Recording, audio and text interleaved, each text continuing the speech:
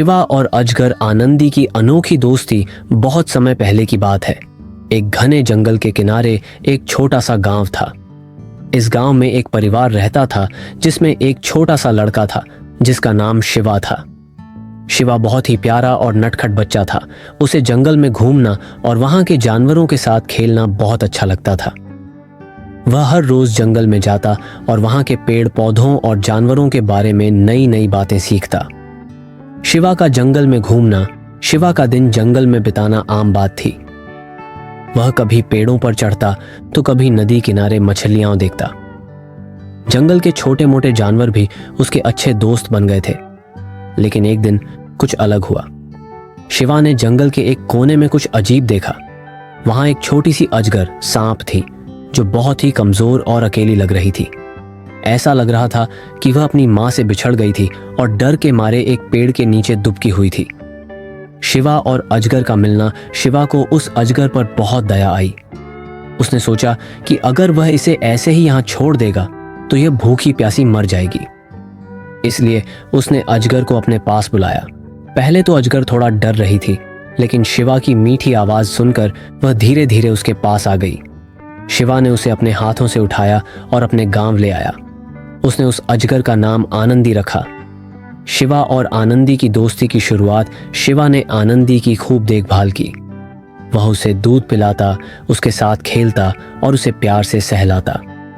आनंदी भी अब शिवा को पहचानने लगी थी और उसके साथ रहकर खुश महसूस करती थी। कुछ ही दिनों में आनंदी और शिवा के बीच एक गहरी दोस्ती हो गई। शिवा ने आनंदी को अपने परिवार के हिस्से की तरह माना और आनंदी भी अब घर के सदस्य जैसी बन गई थी। आनंदी का बड़ा होना समय के साथ साथ आनंदी बड़ी होने लगी। पहले वह छोटी सी थी, लेकिन अब वह लंबी और मजबूत हो गई थी। लेकिन उसका स्वभाव वही प्यारा और दोस्ताना था। शिवा और आनंदी अब दिन भर साथ रहते, खेलते और एक दूसरे का ख्याल रखते।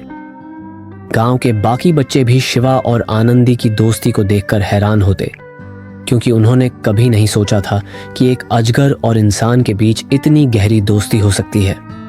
गांव के लोगों की प्रतिक्रिया। गांव के लोग पहले तो शिवा और आनंदी की दोस्ती से डर गए थे। उन्हें लगता था कि एक दिन यह अजगर बड़े होकर खतरनाक हो सकता है। लेकिन समय के साथ उन्होंने देखा कि आनंदी कितनी शांत और दोस्ताना है। वह कभी भी किसी को नुकसान नहीं पहुंचाती थी। धीरे धीरे गांव के लोग भी आनंदी को अपनाने लगे और शिवा की तरह ही उसे अपना दोस्त मानने लगे। शिवा और आनंदी का जंगल में खेलना। शिवा और आनंदी हर रोज जंगल में घूमने जाते थे।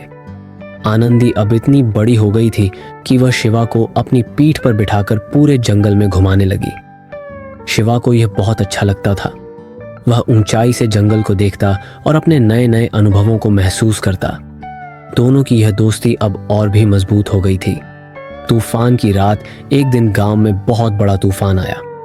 आसमान में बिजली कड़क रही थी, तेज हवाएं चल रही थीं और चारों तरफ अंधेरा छा गया था। गांव के लोग अपने अपने घरों में सुरक्षित रहने की कोशिश कर रहे थे। लेकिन इसी बीच शिवा को पता चला कि उसका एक दोस्त जो जंगल में गया था वहां फंस गया है। शिवा बहुत चिंतित हो गया और उसने तय किया कि वह अपने दोस्त को बचाने जाएगा। आनंदी का साहस। शिवा अकेले जंगल में जाने से डर रहा था, लेकिन आनंदी ने उसे हिम्मत दी। आनंदी ने शिवा को अपनी पीठ पर बिठाया और तेज हवाओं और बारिश के बीच जंगल की ओर निकल पड़ी। आनंदी ने अपने बड़े और मजबूत शरीर का इस्तेमाल करते हुए रास्ते के पेड़ों और शाखाओं को हटाया ताकि शिवा सुरक्षित अपने दोस्त तक पहुंच सके। दोस्त की खोज। शिवा और आनंदी ने मिलकर जंगल में अपने दोस्त की खोज शुरू की। तूफान बहुत तेज था, लेकिन आनंदी की तेज नजरों और शिवा की सूझबूझ से वे जल्दी ही अपने दोस्त को ढूंढने में कामयाब हो गए। शिवा ने अपने दोस्त को ढांढस बंधाया और आनंदी की मदद से उसे सुरक्षित अपने घर वापस ले आया।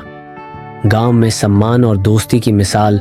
जब शिवा और आनंदी अपने दोस्त को लेकर गांव लौटे तो सभी लोग हैरान रह गए। उन्होंने देखा कि शिवा और आनंदी ने तूफान के बीच अपनी दोस्ती और साहस का परिचय दिया। शिवा ने उन्हें बताया कि कैसे आनंदी ने न सिर्फ उसकी मदद की, बल्कि जंगल में भी रास्ते बनाकर उसे सुरक्षित घर तक पहुंचाया। गांव के लोग बहुत प्रभावित हुए। पहले जिन्हें लगता था कि आनंदी एक खतरनाक अजगर हो सकती है, वे अब उसकी बहादुरी और शिवा के प्रति उसकी वफादारी को देख रहे थे। गांव के बुजुर्गों ने कहा, यह तो सच है कि दोस्ती का कोई रूप नहीं होता। इसने यह साबित कर दिया है कि दोस्ती सिर्फ दिल से होती है, चाहे वह इंसान हो या कोई जानवर। गांव में अब शिवा और आनंदी का नाम हर